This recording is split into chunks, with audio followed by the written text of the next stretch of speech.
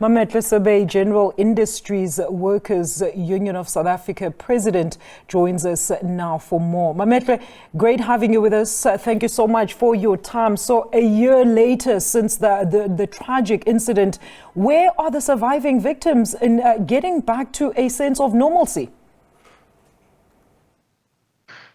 They are very far from that, and that is because of the despicable attitude with which they've been treated by the city, and of course all layers of government as well as the entire political establishment, which dehumanized, which bashed the victims and all of that, so that they don't have sympathy and solidarity, and they've not gotten any compassionate empathy, and of course the kind of attitude and treatment you expect from a caring government.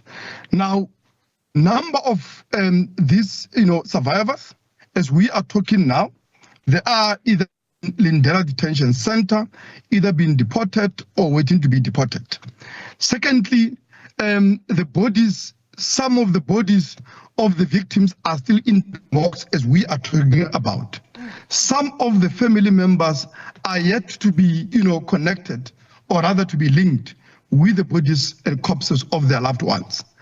And of course, those that were fortunate to be given a temporary emergency accommodation, like in settlement like Deva, it has been a disaster after disaster because of the poor location and the poor conditions of the shacks in that so-called emergency alternative accommodation. So at all levels, there is just been a perpetuation and of course, victimization of these victims of this tragedy. And that is not to mean that there is not even at the fact that there's not been any justice at all.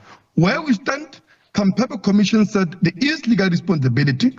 Where there's legal responsibility and there was a damage, for us, in law is very clear. There must be a compensation, right? And that is what needs to happen.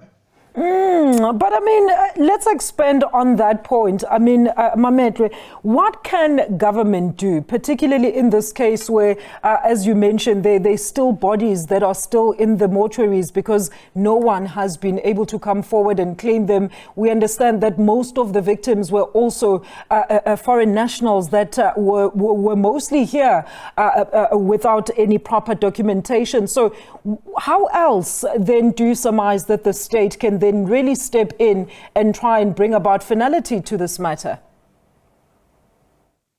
It is not true.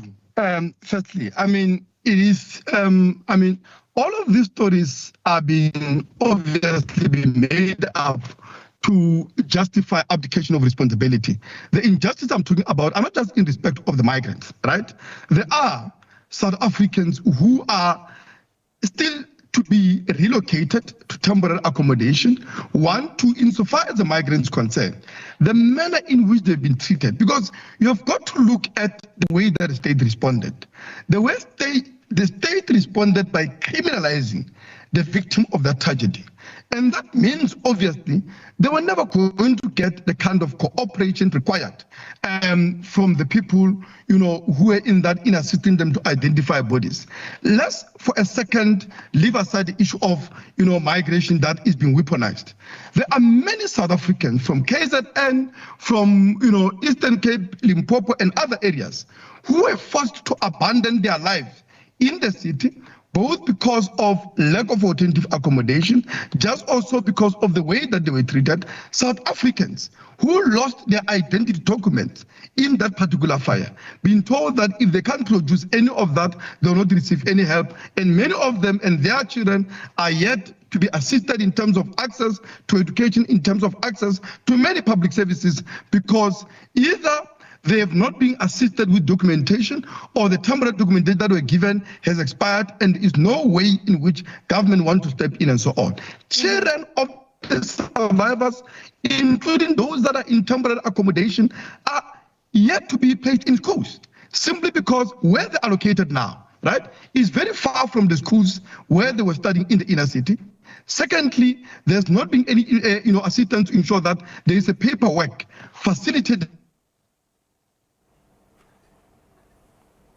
Mametlwe, are you still there? All right, it looks like we've lost connection there with my guest. Mametlwe, are you back? Can you hear me? Mametlwe, all right, we're going to try, of course, and re-establish that link to Mametlwe Sebei. There he is, GEWUSA president. And we're just talking about, of course, a year later since the Usindiso Building Fire that claimed almost 80 lives. And we understand there's still 17 bodies that are still in the mortuary because no one has come forward to claim them. We're going to try and re-establish that interview in a short while.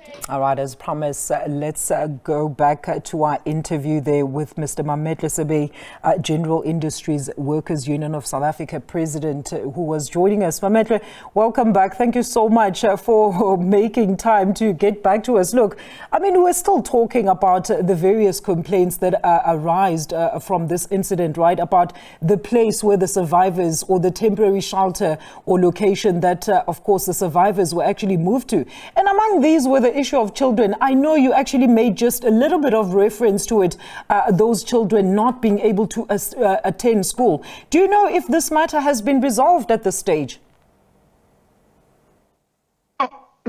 Last time I checked, there were still children that were battling with that issue because either they'd lost papers from the old schools and there's not been assistance, or because them and their parents are not having any identification documents because, they were lost in that fire. And I'm, talking about, matter that include even just South Africans here. So there are a number of problems. But I think what should worry us more than anything is the fact that since Usindiso Building Fire tragedy, there's been many others ever since that time. Nothing has been learned. Nothing has been done to resolve that problem, right? We are talking few days after a tragedy has happened at Gibbstown building in a similar conditions. But as I've said also in a number of interviews, as we are focused on the crisis within the inner city, and of course, for a right reasons, right? 224 buildings, according to conservative estimates of government, that are in this terrible state, that are a death trap to many working class people who are desperate and looking, for accommodation in these horrific conditions of these buildings, where not only is it a complete dilapidation, there is no access to, safe, electricity, supply of water, sanitation, and all of that.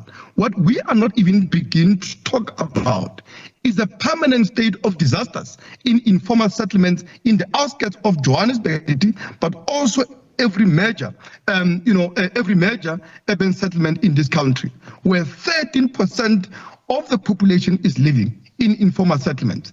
This, as is evident from the recent tragedy at Samambilo in Rivali, where 34 shacks were gutted by a fire, leaving one or two people dead, many injured, and of course over 100 families without any place to stay in, right?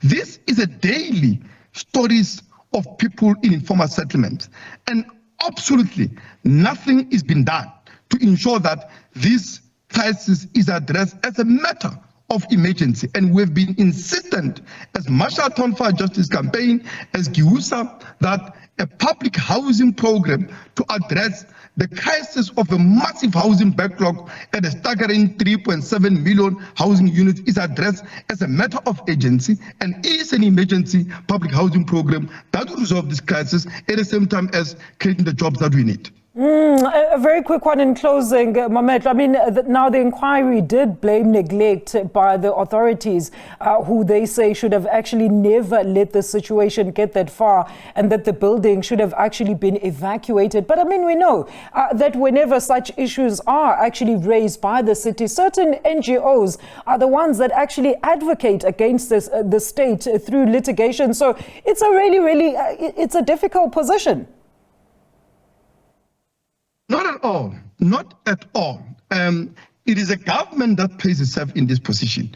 You see, the law is very clear, but it's just also a matter of common sense and a simple justice, if you think about it. The idea that you could evict people without an alternative accommodation, where are they going to live?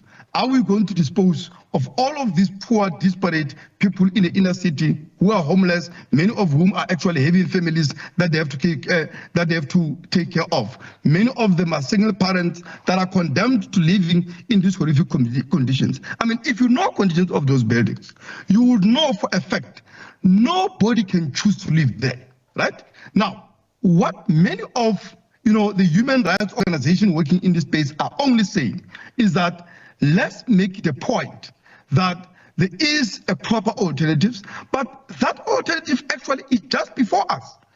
224 of these buildings, if they are refurbished, redeveloped and properly repurposed to ensure that they are residential equipped with all the necessary health and safety measures, they can provide a decent accommodation and a quality public housing that can go a long way in resolving a massive problem of a housing crisis within the inner city. Mametlwe, thank you so much, as always, for your time this afternoon. Mr. Mametlwe Sebei, the JUSA president, on the one-year anniversary since the Usindiso Building Fire.